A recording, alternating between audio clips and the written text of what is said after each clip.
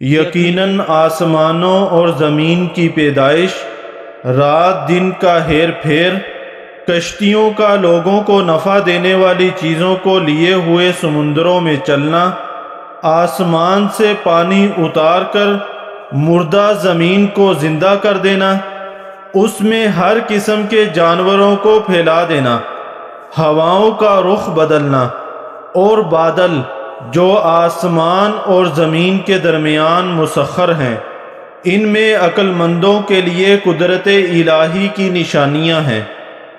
اور بعض لوگ ایسے بھی ہیں جو اللہ کے شریک اوروں کو ٹھہرا کر ان سے ایسی محبت رکھتے ہیں جیسی محبت اللہ سے ہونی چاہیے، اور ایمان والے اللہ کی محبت میں بہت سخت ہوتے ہیں۔ کاش کہ مشرک لوگ جانتے، جبکہ اللہ کے عذاب کو دیکھ کر جان لیں گے کہ تمام طاقت اللہ ہی کو ہے، اور اللہ تعالی سخت عذاب دینے والا ہے، تو ہرگز شرک نہ کرتے۔ جس وقت پیشوا لوگ اپنے تابع داروں سے بیزار ہو جائیں گے اور عذاب کو اپنی آنکھوں سے دیکھ لیں گے، اور کل رشتے ناطے ٹوٹ جائیں گے، اور تابع دار لوگ کہنے لگیں گے کاش ہم دنیا کی طرف دوبارہ جائیں تو ہم بھی ان سے ایسے ہی بیزار ہو جائیں جیسے یہ ہم سے ہیں۔ اسی طرح اللہ تعالی انہیں ان کے اعمال دکھائے گا، ان کو حسرت دلانے کو، اور یہ ہرگز جہنم سے نہ نکلیں گے۔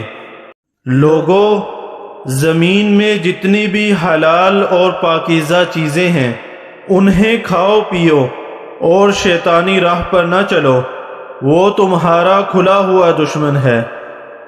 یقیناً وہ تمہیں صرف برائی اور بے حیائی کا اور اللہ تعالی پر ان باتوں کے کہنے کا حکم دیتا ہے جن کا تمہیں علم نہیں، اور ان سے جب کبھی کہا جاتا ہے کہ اللہ تعالی کی اتاری ہوئی کتاب کی تابعداری کرو تو جواب دیتے ہیں کہ ہم تو اس طریقے کی پیروی کریں گے جس پر ہم نے اپنے باپ دادوں کو پایا، گو ان کے باپ دادے بے عقل اور گم کردہ راہ ہوں۔ اور کفار کی مثال ان جانوروں کی طرح ہے جو اپنے چرواہے کی صرف پکار اور آواز ہی کو سنتے ہیں، سمجھتے نہیں۔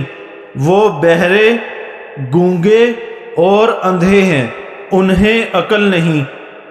اے ایمان والو، جو پاکیزہ چیزیں ہم نے تمہیں دے رکھی ہیں انہیں کھاؤ پیو، اور اللہ تعالی کا شکر کرو اگر تم خاص اسی کی عبادت کرتے ہو۔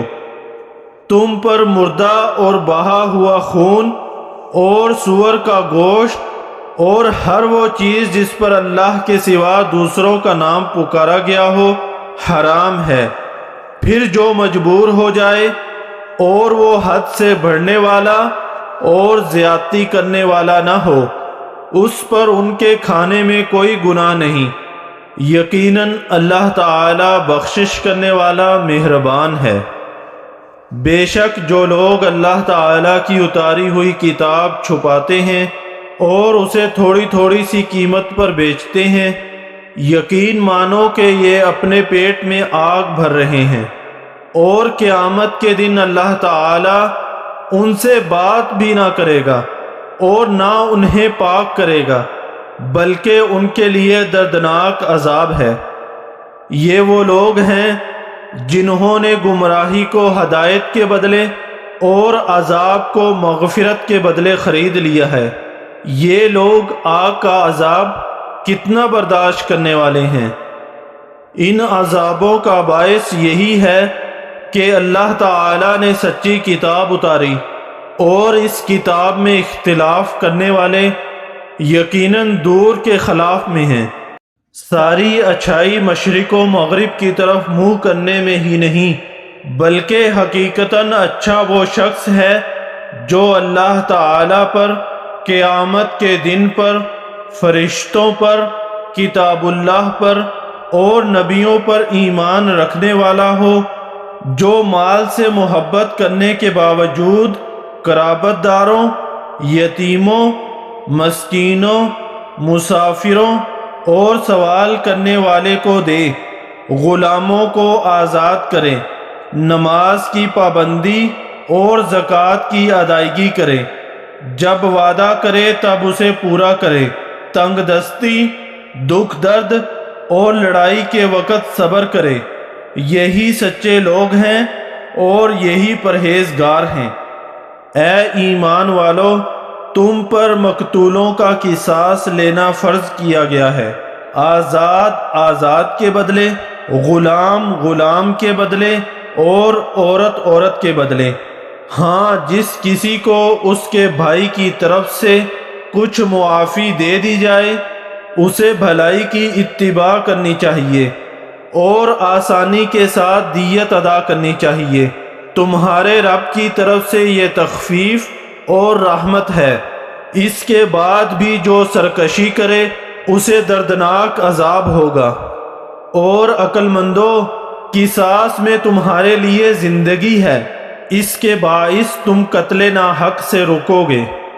تم پر فرض کر دیا گیا ہے کہ جب تم میں سے کوئی مرنے لگے اور مال چھوڑ جاتا ہو تو اپنے ماں باپ اور قرابت داروں کے لیے اچھائی کے ساتھ وصیت کر جائے، پرہیزگاروں پر یہ حق اور ثابت ہے۔